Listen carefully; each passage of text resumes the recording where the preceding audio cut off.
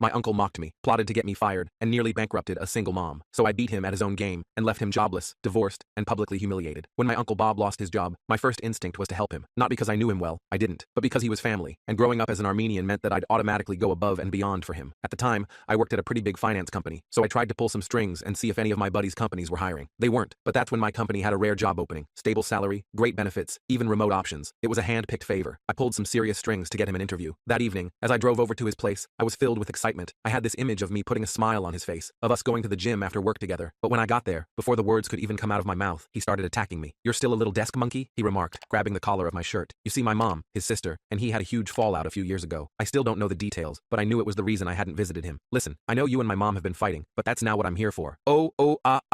He interrupted me with incoherent monkey sounds. I stared at him in disbelief, because I think he was trying to offend me, but all I saw was an unemployed man-child being an R-word. I placed my hand over his mouth and told him to shut the F up. This made him quiet long enough for me to propose the opportunity. When I told him about it, he laughed in my face. "Why would I want some little office job? I'm not that desperate." He said it like I was offering him scraps off my plate. It stung a little because I knew he was digging himself a deeper hole. But like J. Cole said, if he doesn't want to be saved, then I can't save him. And the next day at work, I was grateful for Bob being his man-child self, because I met a single mom called Lily, applying for an entry-level spot. Huge eye bags, slightly frizzy hair, pale, very exhausted. Lily had previously been juggling 2 jobs to keep her kid fed, because she was extremely academically qualified. She'd just never managed to land an internship. But otherwise, she was one of the most prepared candidates I'd ever seen. I pulled every string I had to get her into that higher-paying position. A month later, when I checked on Lily again, her smile was practically radiant. She beckoned me over to her desk, and sitting there was a framed photo of her son on a bike, his very first one. She told me they had managed to escape an unsafe situation, and when she was struggling so much, she always questioned whether she made the right decision to leave, but now she knows she did. I still keep the thank you card her son wrote me with a green crayon pinned to my desk, and I guess word spread around fast, because soon everyone in the office knew I was the one to hire Lily. One of the girls even posted a photo of her on their Instagram, captioned with how proud they were of her, and jokingly tagged me as a thanks for introducing them. I thought it was pretty funny, and ended up reposting it. This is when things began to take a turn, because Bob saw it, and suddenly, the story changed. My uncle started spam texting me. According to him, I must have misunderstood, because he never rejected the offer. He acted wounded, like I'd stolen his opportunity. Behind my back, he started telling everyone in the family that I betrayed him. At first, I brushed it off as dumb family gossip, until it got worse. HR called me into a meeting through an anonymous complaint. Apparently I was discriminatory, had favoritism, and sabotaged candidates who were more qualified. He made it look professional enough to trigger an internal review. I sat there while HR read the accusations out loud, feeling like the floor was splitting underneath me. Lily was temporarily laid off without pay, and I myself was also told to go home until further notice. It wasn't just petty anymore. It was a war, and Bob didn't see it at the time, but I was going to do anything to win. Not just for me, not just for Lily, but for the family too. I got home and threw my bag across the living room, watching it skid across the hardwood floor and slam against the wall. My hands were shaking so badly I could barely unlock my phone. I couldn't believe Bob had gone this far. Getting me temporarily suspended was one thing. I could handle his petty vendetta against me, but dragging Lily into this, a single mom with 2 kids and a mortgage, that crossed every line imaginable. I called Lily right away, pacing my small apartment as the phone rang. She answered on the first ring, her voice thick with tears. She told me she didn't know how she would make it through even a week without pay. Her savings were almost gone after Tommy's hospital stay last month, pneumonia that had scared all of us. I promised her I would fix this, though I had no idea how yet. The desperation in her voice made my blood boil even more. That night, I couldn't sleep. I paced my apartment until nearly 3 in the morning, the floorboards creaking beneath my feet as I moved from the bedroom to the kitchen and back again. I thought about everything I knew about Bob. He was smart, but careless, organized, but sloppy when he got emotional, and most importantly, he kept records of everything, a habit from his military days that he often bragged about during company happy hours. The next morning, bleary-eyed but determined, I drove to the office before dawn. The parking lot was empty except for the security guard's car. I knew the guard, Dave, from company picnics, where he'd always complimented my potato salad. I told him I needed to grab some files for the investigation. He hesitated, his weathered face creasing with concern, but let me in when I mentioned it might help clear Lily's name. Sometimes being well-liked has its advantages. The office was empty and dark, the motion sensor lights flickering on as I made my way through the cubicles. I went straight to Bob's desk, a large corner workspace with family photos arranged precisely at right angles. His computer would be locked, but I wasn't interested in that, at least not yet. Bob was old school. He kept paper copies of everything in his filing cabinet, a massive metal thing that had been there since before I started. The top drawer was locked, but the bottom 2 weren't. I started digging through folders labeled with his meticulous handwriting. In the back of the bottom drawer, behind hanging files about budget reports, I found a folder labeled Personal. Inside were printouts of emails between Bob and the hiring manager from 3 months ago. The emails showed Bob had actually rejected 2 qualified candidates before Lily was hired. He had claimed they wouldn't be a good culture fit, despite their excellent qualifications. This directly contradicted his accusations that she was hired without proper vetting. My heart raced as I realized what I'd found. I took pictures of everything with my phone, making sure the lighting was good enough to read every damning word, but I needed more. I remembered Bob always bragged about his perfect memory and how he never needed to write down his password, but I also remembered catching him once writing something on a yellow sticky note and hiding it under his keyboard when he thought no one was looking. I lifted the keyboard, disturbing a small cloud of dust and crumbs. There it was, a sticky note with what looked like a password. Tommy 2 dogs, his grandson's name and his 2 Labradors, with an exclamation point. Typical. I tried it on his computer, holding my breath as I typed. It worked. worked. I was in, staring at his desktop background of a fishing trip from last summer. His email was full of evidence. He had been planning this for weeks. There were drafts of the complaint letter, edited multiple times to sound more professional and less like the personal attack it clearly was. There were emails to his golf buddy and upper management, casually mentioning concerns about the hiring process months before filing the formal complaint. But the smoking gun was an email to his brother-in-law, Mark, who worked in HR. Need to get rid of that new girl and her friend? Can you make sure the complaint lands on the right desk? Mark's reply was short. I'll handle it. Dinner. Sunday. The timestamp showed this exchange happened 2 days before our suspension. I forwarded everything to my personal email, then carefully logged out and put everything back exactly as I found it. I left the office before anyone else arrived, nodding to Dave on my way out. That afternoon, I called our company's anonymous ethics hotline, my heart pounding as I waded through the automated system. I reported a conflict of interest in HR regarding my case. I didn't mention names, just said I had evidence that the complaint against me and Lily was orchestrated by someone with family connections in HR. 2 days later,